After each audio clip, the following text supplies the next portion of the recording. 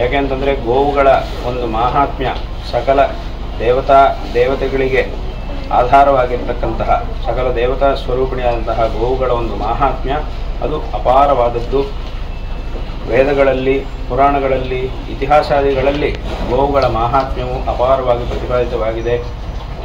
ಮಹರ್ಷಿಗಳು ಮೊದಲಾದಂತಹ ಮಹಾಪುರುಷರೆಲ್ಲರೂ ಸಹ ಗೋವುಗಳ ಒಂದು ಸೇವೆಯನ್ನು ಮಾಡಿದ್ದಾರೆ, ಗೋ ಸಂರಕ್ಷಣೆಯನ್ನು ಮಾಡಿದ್ದಾರೆ. ಗೋವುಗಳ ಸೇವೆಯನ್ನು ಮಾಡಿ ದೊಡ್ಡ ದೊಡ್ಡ ರಾಜಮಹಾರಾಜರುಗಳು ಗೋವುಗಳ ಸೇವೆಯನ್ನು ಮಾಡಿ ಗೋದೇವತಾ ಅನುಗ್ರಹದಿಂದ ತಮ್ಮ ಅಭೀಷ್ಟಗಳನ್ನು ಪಡೆದಿರತಕ್ಕಂತಹ ವಿಷಯಗಳನ್ನು ನಾವು ಪುರಾಣ, ಇತಿಹಾಸ, ಕಾವ್ಯ ಮುಂತಾದ ನಮ್ಮ ವೈದಿಕ ವಾಂಗ್ಮಯದಿಂದ, ಸನಾತನ ಧರ್ಮ ವಾಂಗ್ಮಯದಿಂದ ತಿಳಿದುಕೊಳ್ಳಬಹುದು.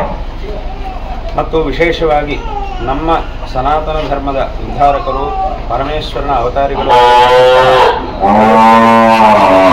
ಆದಿಶಂಕರ ಭಗವತ್ಪಾದಾಚಾರ್ಯರೂ ಸಹ ತಮ್ಮ ಗ್ರಂಥಗಳಲ್ಲಿ ಒಂದು ವಿಶಿಷ್ಟವಾದಂತಹ ಪ್ರಕರಣ ಗ್ರಂಥವಾಗಿರ್ತಕ್ಕಂತಹ ಪ್ರಶ್ನೋತ್ತರ ರತ್ನಮಾಲಿಕಾ ಅನ್ನುವಂತಹ ಗ್ರಂಥದಲ್ಲಿ ಒಂದು ಪ್ರಶ್ನೆಯನ್ನು ಕೇಳಿ ಅದಕ್ಕೆ ಅವರು ಉತ್ತರವನ್ನು ಕೊಡ್ತಾರೆ. ಒಂದು ಪ್ರಶ್ನೆಯನ್ನು ಸಹ ಅವರೇ ಕೇಳಿ ಈ ಪ್ರಶ್ನೆಗೆ ಯಾವುದು ಸರಿಯಾದಂತಹ ಉತ್ತರ ಅನ್ನೋದನ್ನು ಸಹ ಅವರೇ ನಮಗೆ ಅದೇನು ಅಂತ ಕೇಳಿದರೆ, ಒಂದು ಪ್ರಶ್ನೆ ಮಾತಾಚ ಕಾ ಅಂತ ಪ್ರಶ್ನೆ. ಮಾತೆಯು ಯಾರು, ತಾಯಿಯು ಯಾರು ಅಂತ ಆ ಪ್ರಶ್ನೆಗೆ ಅರ್ಥ. ಅದಕ್ಕೆ ಉತ್ತರವನ್ನು ಶಂಕರರೇ ನಂತರ ಕೊಟ್ಟಿದ್ದಾರೆ. ಧೇನುಹು ಅಂತ ಹೇಳಿದ್ದಾರೆ. ಮಾತಾಚಕ ಧೇನುಹು ಅಂತ ಕೊಟ್ಟಿದ್ದಾರೆ ಉತ್ತರವನ್ನು. ಅಂದರೆ ಆ ಗೋವನ್ನ ತಾಯಿಯಂತೆ ನೋಡಬೇಕು. ತಾಯಿಯನ್ನು ಹೇಗೆ ನಮ್ಮ ತಾಯಿಯನ್ನು ಕೊಟ್ಟಿರುವಂತಹ ತಾಯಿಯನ್ನ ಪೂರ್ಣವಾಗಿ ಎಷ್ಟು ಶ್ರದ್ಧಾಭಕ್ತಿಗಳಿಂದ ನೋಡ್ಕೊಳ್ತೀವೋ ಅದೇ ರೀತಿ ಧೇನು ಅಂದರೆ ಗೋವನ್ನು ಸಹ ಅಷ್ಟೇ ಶ್ರದ್ಧೆಯಿಂದ ನಾವು ನೋಡಬೇಕು ಎಂಬುದಾಗಿ ಶಂಕರರು ತಮ್ಮ ಈ ಪ್ರಶ್ನೋತ್ತರ ರತ್ನಮಾಲಿಕೆಯಲ್ಲಿ ಅಪ್ಪಣೆ ಕೊಡಿಸಿದ್ದಾರೆ.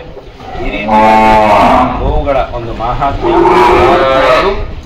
ಆದ್ದರಿಂದಲೇ ಇಡೀ ಜಗತ್ತಿನಲ್ಲಿ ಯಾವುದಾದ್ರೂ ಒಂದು ಪ್ರಾಣಿಗೆ ನಾವು ತಾಯಿ ಅಂತ ಹೇಳ್ತೀವಿ ಅಂತಂದರೆ ಅದು ಗೋವಿಗೆ.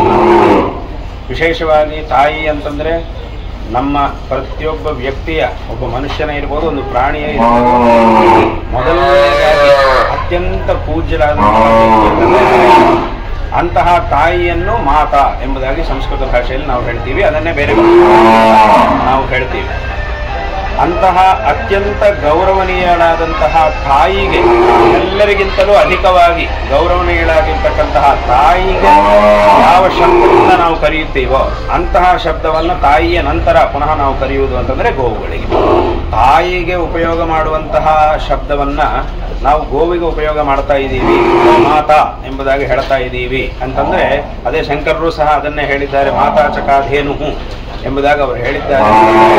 ಆ ಗೋವುಗಳ ವಿಷಯದಲ್ಲಿ ಎಷ್ಟು ನಾವು ಗೌರವದಿಂದ ಇರಬೇಕು ಅನ್ನೋದನ್ನ ಇದರಿಂದ ನಾವು ಇದು ಆ ಮಹಾಪುರುಷರೆಲ್ಲರ ಒಂದು ಅಪ್ಪಣೆಯಾಗಿದೆ. ಹಾಗೆ ನಮ್ಮ ತಾಯಿಯನ್ನ ನೋಡಿದ ನಾವು ಗೋವುಗಳನ್ನು ನೋಡಿ ಗೋವುಗಳ ಸಂರಕ್ಷಣೆಯನ್ನು ಅನ್ನುವಂತಹ ಒಂದು ವಿಷಯವನ್ನ ಈ ಸಂದರ್ಭದಲ್ಲಿ ಹೇಳ್ತಾ